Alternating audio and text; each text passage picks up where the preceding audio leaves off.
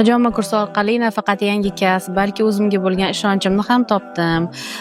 Dilshod ustozimiz juda e'tiborli, har bir bosqichda yonimizda bo'ldilar.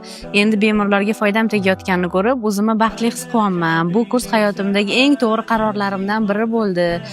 Mana endi qo'limda kurs tugatdim, qo'limda sertifikatim, qalbimda bo'lsa, o'zimga ishonchim bilan inshaalloh kursni tugatib oldim. Assalomu alaykum.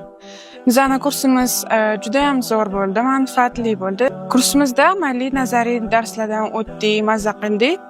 Oila a'zolarimizga hijoma qilib, ularni ham ishonchiga kirib, o'sha sekin-sekin daromadga ham chiqamiz. Darslarimiz malakali ustoz tomonidan har bir detalini erinmasdan oson tushuntirib berdilar. Darslarimiz tushunarli, qiziqarli, amaliyotga va nazariyaga boy bo'lib o'tdi. Bu nafaqat menga kasb bo'ldi, kelajakda yaqinlarimga va insonlarga foydali bo'ladi degan umiddaman. Va to'g'risi bu kurs menga juda ham yoqdi. Darslar yoqimli, ustozlar mehribon, sokin joy. Ustozimizga kattakon rahmat. Birinchi kundan menda shu ilmga nisbatan shijoat paydo bo'ldi.